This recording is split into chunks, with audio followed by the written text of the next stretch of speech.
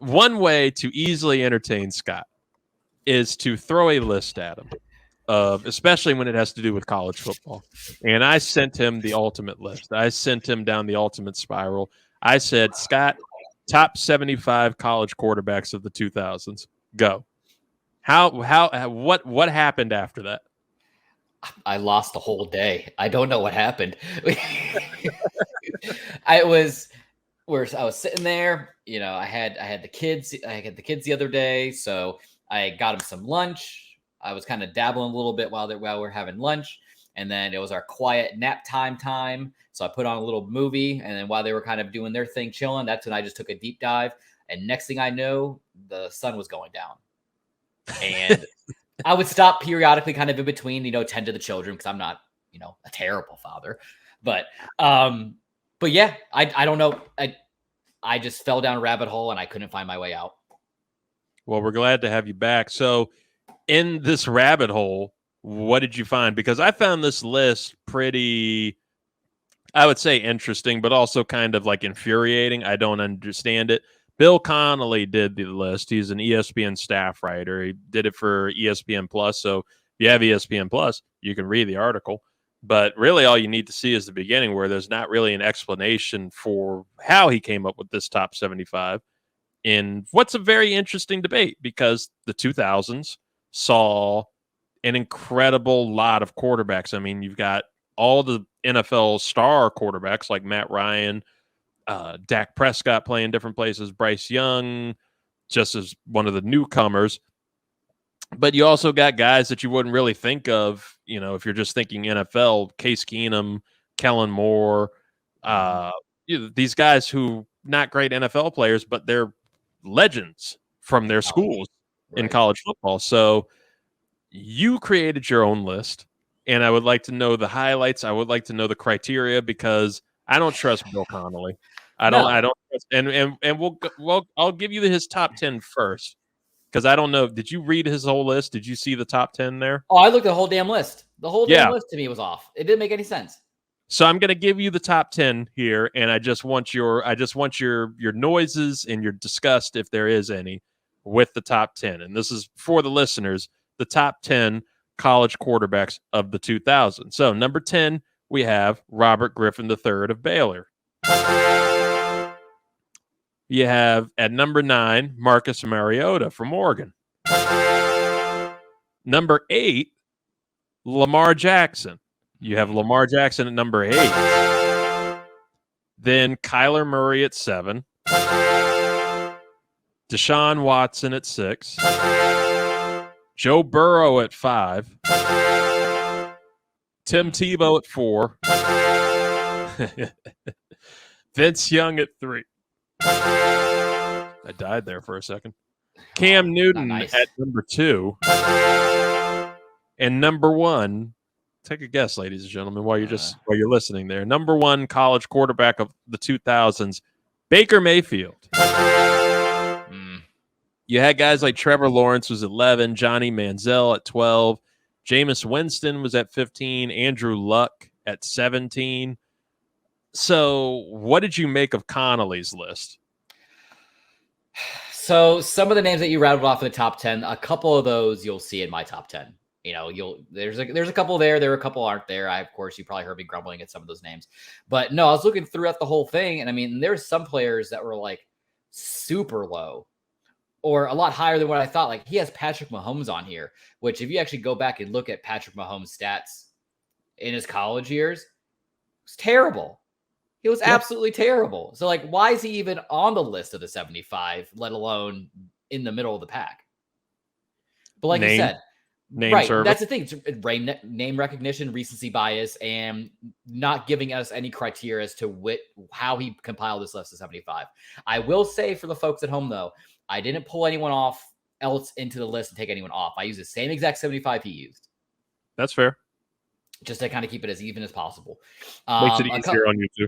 Right. I mean, granted, I went through it. Like I said, I went through every little thing I could possibly look at too. So a couple metrics that I'm basing it off of are stats, both passing and rushing, because a quarterback should be able to do both in some kind of a capacity.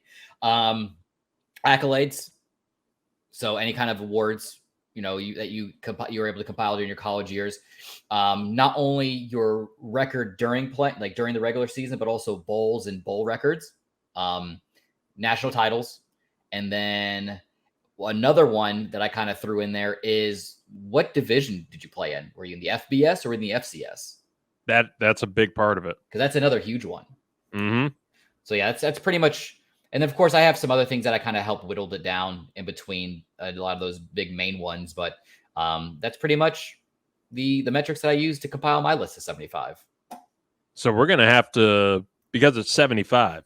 We're gonna we'll probably, I want to post it, and again, you can find us at 323 REID 323 Reid, all the social media pages, and you got to find this list of top 75 because it's going to be better than Connolly's. Like Scott is our college football expert, and like when I say expert for a lot of people, like Travis is really knowledgeable on film. Travis Byram is a cinephile. He's an expert on film. Zuhair Ali is an expert on animation. But when I say Scott is like the expert on college football, this dude knows his shit. He knows the stats, so you know that this list is going to be legit. I'm going to give you my top 5 real quick, just launching into yours. Okay. Of my top 5 quarterbacks of the 2000s. And so number 5, I did have an honorable mention. It was a personal fave, which is Johnny fucking Football. Johnny Football, Johnny Manziel. Had awful stretches sometimes, but loved him. I love Johnny Manziel's game. I loved his play at Texas A&M, Texas A&M. I wanted him to be a superstar in the NFL. I knew that it wouldn't happen, but I wanted it. So Johnny was a honorable mention there. But number 5 for me, I had Jameis Winston, your Jameis Winston, FSU. Number 4, I had Vince Young. Number 3, I had Deshaun Watson. And this is coming from play that a lot of this is coming from what I have seen and watched. Obviously, a lot of the 2000s quarterbacks, I didn't start watching college football regularly until long after I started watching the NFL and started getting into it just for the sake of football and needing to, get my addiction. Deshaun Watson is some of the most fun quarterback play I got to see watching his Clemson runs. Number 2, and maybe I'm biased, I had RG3 during his run at Baylor. Mainly the Heisman campaign. All right. Number 1 to me, I thought, and I'm curious to see where he'll land for your, top 10, top 15, however we'll go about it. But I have Cam Newton at number 1 for me. Cam Newton, ridiculous. So rattling those 5 back off real quick. I had Jameis Winston, Vince Young, Deshaun Watson, RG3, Cam Newton. Now, I don't want to be that guy. There's no grit on this list. But there's one thing that they all share. I just like to point that out, too. Did they all win Heismans? Yeah. Let's just say they're not the first ones in, first one out kind of folks. They're not the gym rats of the list. They're not a bring a lunch pail to work. Right. Exactly. They're not scrappy. But I like it. No, you make some really solid points, with your top 5. I have one of your 5 in my top 5. I will tell you that. So the other, I think I have another 2 of your top 5 in the top 10 or so. So it is what it is. But Reid, I made a presentation for you. Would you like to see it? You made a presentation? I did. I'm 100% wanting to see it. So again, for the listening audience, go to I guess you can go at 323 Reid on TikTok, all those things, but the 323 network on YouTube, and you can see this beautiful presentation that we have here from Scotty Ellia. Oh, geez. It's a full PowerPoint. Oh my gosh. Oh, I told you. I went down a rabbit hole. I had to get all this kind of everything kind of tightened up in a nice little even thing. But so I'm going to rattle it. Oh, he would never dream of doing this production value ever. No, he probably doesn't know how to turn on a computer. But like I said, the bunch of different metrics to everything. We're going to take this step by step. So the first metric that I wanted to narrow down was the FBF FCS debacle. Because honestly, if you want to be called the best in college football, you would have to have competed and played consistently with the best.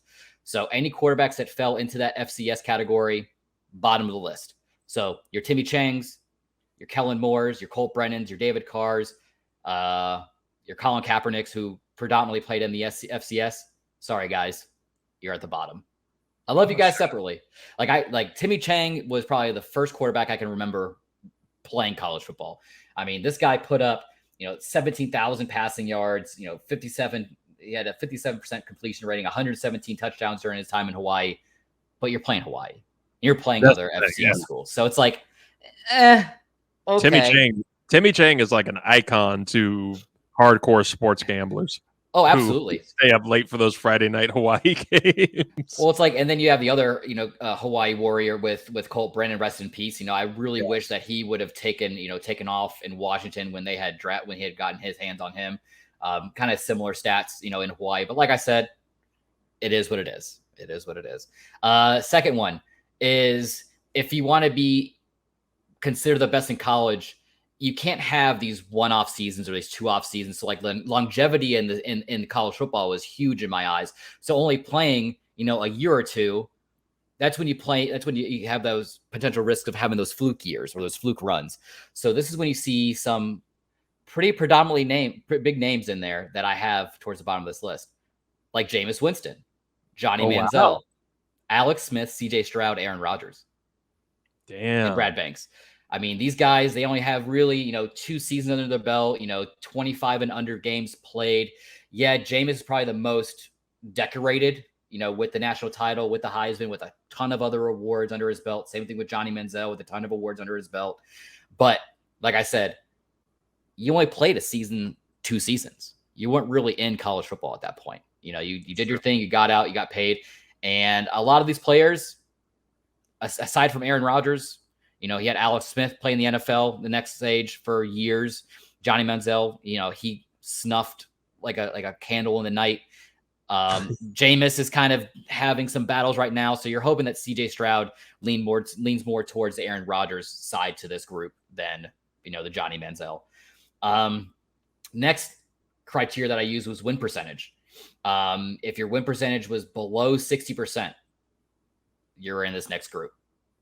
So your RG3s, your Max Duggins, your Patrick Mahomes, Brad Smith, Kevin Cobb. Sorry, guys, you're towards the bottom of the list. You played a substantial amount of years. You got some awards like with RG3, but the wins weren't there. RG3 during his time in Baylor was a 56% win completion. He only won 23 out of 41 games, split his bowl games 50-50. So that's why they're sitting where they're at right now. You bringing up Kevin Cobb is also like a secondary list of it's giving me vibes of just like quarterback names from the 2000s that make you smile, because Kevin Cobb is one of those names. So many good memories of Kevin Cobb.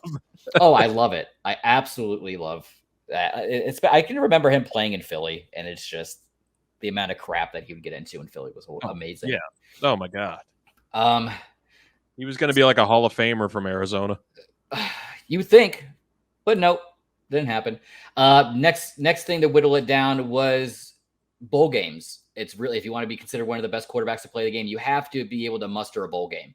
So if you didn't go to a bowl game, but you met all the other things, sorry, this is where you fall. This is where Eric Crouch and Joey Harrington come into play. Oh, wow. They both posted 86%, win rating. They both played 4 years in total. They had really great stats. Eric Crouch got a couple awards during his time, but not a bowl game.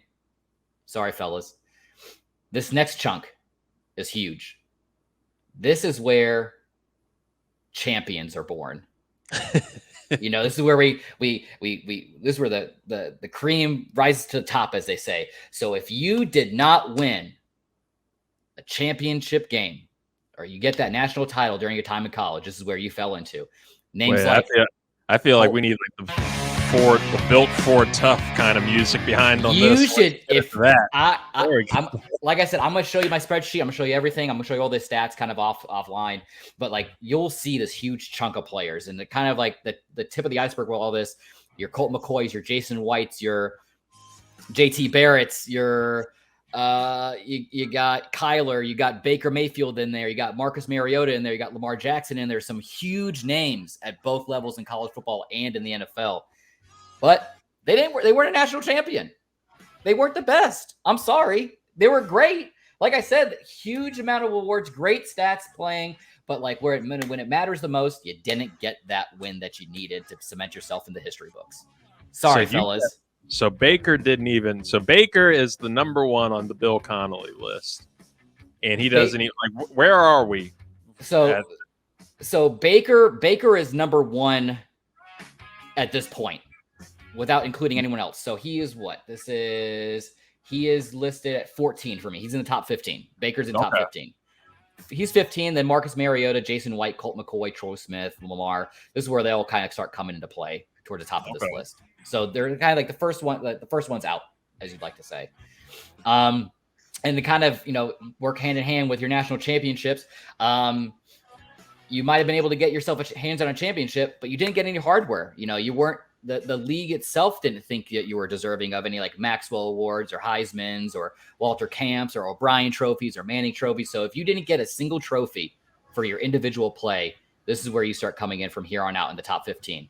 So I got Jalen Hurts and Trevor Lawrence. Okay. Right here.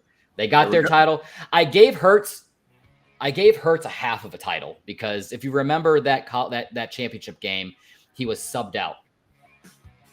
Oh, that's true. You're right. For Tua. So yeah. I gave him a half because he pretty much did his thing that whole year. I gave him a little honorable mention. I gave him his participation award. This is how he got in there, but it is what it is. After that, so leading up to this, you played in the FBS, you had a win percentage over 60, you have your national championship, you have some kind of award after the season said and done. So this is when it got a little tricky as far as how to, whittle it down from here. So my next stat that I used was your completion percentage. If your completion percentage for your passes was under 60%, you're gone. So Ken Dorsey in the 01 Miami Hurricanes, who is now the OC in Buffalo. Sorry, you're at 11. You're almost in the top 10 for me for college football. And if you remember that 01 Miami team and how stacked and dominant they were, I'm surprised Ken Dorsey was a little higher on his list, which, hey, like I said, he didn't have any criteria. So it is what it is. He's Bill Connolly. He's not Scotty Ellia. Right. He's no me. Next stat I used after completion percentage was your average yards, per pass. So if your average yards was under 9 yards of a completion, this is where you dropped into. So your Deshaun Watson, your Bryce Youngs, AJ McCarron, your Matt Leinerts, your Vince Youngs, you're still in the top 10, but we had to whittle it down somewhere. So a lot of these guys had, that under that 9 yards a pass. If you want to be dominant, you got to be able to pick up those first downs. So sure, I'll give 9 the mark because you could fall an extra yard, but if you're under 9, it's kind of hard to go from there. This is where you're going to be shocked to see this guy fall. Next criteria was your total touchdowns. So it's passing touchdowns and rushing touchdowns. If you had under 80 total touchdowns, you're at number 5. Cam Newton. He's in the top 5. Okay, all right, yeah. But he's number 5. He had 54 total touchdowns. 30 passing touchdowns, 24 rushing touchdowns. He was a very dominant player. Don't get me wrong. He's still going to be in the top 5 and one of the greatest college athletes of all time, especially in football. But you got to be able to produce a little bit more than just 54 total touchdowns during your time. That is surprising to me looking at that and seeing that stat line for him. Right. That is I really would have thought that he would have had more. Right. If you look at everything else, he went a perfect 20 for 20 in his college football career for his games. He never lost a game in college. He was 1-0 for his bowl. He got that natty. He has his Heisman. He has a bunch of other awards, but it's just, you look at his yardage. He didn't even throw for over 3,000 yards in his career. He rushed for 15. That's where he is more dominant, but it's just, you got to whittle it down somewhere. Which is you look at him in that picture though, it's insane what he looked like in college. He should have easily dominated. You should have gotten more, especially with how strong that arm was. That's crazy. Right. And this is why I was drawing comparison with Anthony Richardson with Cam Newton, because they're very, very similar play styles. So hopefully they don't squander his talent in Indianapolis like Cam was kind of squandered about halfway through his career. Rounding it out, top number 3, number 4 on my list, They're number 3 and 4 because they didn't win a Heisman. Oh, damn. You got Tua and Stetson. They were great in college. You got Stetson with 2 championships. I gave Tua the other half of that 1 championship game. Really great stat line. You know, you had Tua who had 96 total touchdowns during his career. Stetson threw for over 8,400 yards. Another really great stat line. Both over 90% win rating or win percentage, but they didn't win a Heisman. It is what it is. The years that Tua played, who beat him for the Heisman? Because I remember him being up for it, and I can't remember exactly who it was. You know what? I don't know off the top of my head. I'm sorry, I wasn't that prepared. I didn't think you were going to throw me that curveball. I'm sure I could find. I'm going to produce for you. You're good. Okay. Oh, Kyler Murray. It was Kyler Murray. Yep. That's right. Yeah. So, if you're keeping track at home, we've gone through only 73 players. There's 2 players left. Oh shit. Tim Tebow and Joe Burrow, in the top 2. But this segment is who's the best? Who is the best? That's right. This is where I had to look at the whole picture. I had to look at everything and really make my own decision, as biased as I possibly couldn't be. With me being a Florida State fan, Tebow, playing for the Gators, you got Burrow playing with LSU. I looked at everything. So I'm going to rattle off both stat lines for you, Reid. And I want to see if you're surprised at who I believe is the number 1 quarterback of college football, I guess, since 2000. So, okay. I'm ready. Joe Burrow stat line, 4 years, 38 games. He went 34-4 in that time frame, so about 89% win rating. 3-0 in bowl games. He has his championship. He has a Heisman, AP Player of the Year, Maxwell, Walter Camp, O'Brien, Manning trophy. So 6 total trophies. Threw for over 8,800 yards, 68% completion rating, 78 touchdowns throwing, 13 rushing, so 91 total, and he ran for 800 yards. Then you have Tim Tebow, 4 years, 55 games played, 48-7, 87% complete win rating. He went 3-1 during his bowl run, so he went 4 bowl games total, 3-1. But he also has his championship, a Heisman, AP Player of the Year, 2 Maxwells, an O'Brien trophy, a Manning trophy, over 9,000 yards passing, 66% completion rating, 88 passing touchdowns, 2,900 yards rushing, 57 rushing touchdowns for a whopping 145 total touchdowns, which makes him the greatest college quarterback. Oh my goodness. Goodness. Congrats, Tebow. You got 4. Whew. Oh my goodness. Yeesh. You know what? I can roll with that with you on that, because I mean, just what Tebow did. I mean, Tebow mania was an absolute insanity. It was insanity of that time at Florida. Joe Burrow, that championship season is maybe the best quarterback play I've ever seen. Mm-hmm. It was incredible, and he was the best college quarterback I'd ever seen play for that year. But I wasn't particularly sure how you would stack everything up with him compared to those Tebow runs. Right. Yeah, so I guess just to recap the top 10, because I know I threw a lot at you. 10, A.J. McCarron. 9, Vince Young. 8, Deshaun Watson. 7, Matt Leinart. 6, Bryce Young. 5, Cam Newton. 4, Tua. I'm not going to butcher his last name. 4 is Tua. I know my capabilities. I know that's not one of them. 3 is Stetson Bennett. 2 is Joe Burrow. And number 1 is Tim Tebow. What a list. Oh my goodness. Shout out to Scott Ellia. Like, that's a great list. I'm happy because there was AJ McCarron love in there. I will always love any AJ McCarron love. And see, that was one of the names when I was looking at that list that really kind of made me scratch my head about how low he actually was. Because if you look at it, he's one of I think 2 or 3 to have multiple championship under his belt. He has 2 championship wins in Alabama. He posted an 88% win percentage. He played all 4 years. And then he had 80 total touchdowns between passing, which was 77, and rushing. I mean, it was 3 touchdowns. But Right. I mean, he was still so dominant. I think he just gets lost in that shuffle of dominant, not only college quarterbacks, but Alabama quarterbacks. Oh yeah. And like at the time, I mean, at the time, like people forget too because they went on. I mean, I say they went on that run. They've been on that run of college quarterbacks of Tua, Hurts, Bryce Young, all of these guys, and forget when AJ McCarron came in, he was like a revolutionary for Alabama. It was crazy because at the time they had just been like a mercenary machine during like the whole Saban run. It's just mercenary quarterback after mercenary quarterback coming in, winning shit for them. AJ McCarron comes in. He's the best quarterback that they had ever had at the time. And he still is. I still think he's the best Alabama quarterback of all time. Hot take, maybe.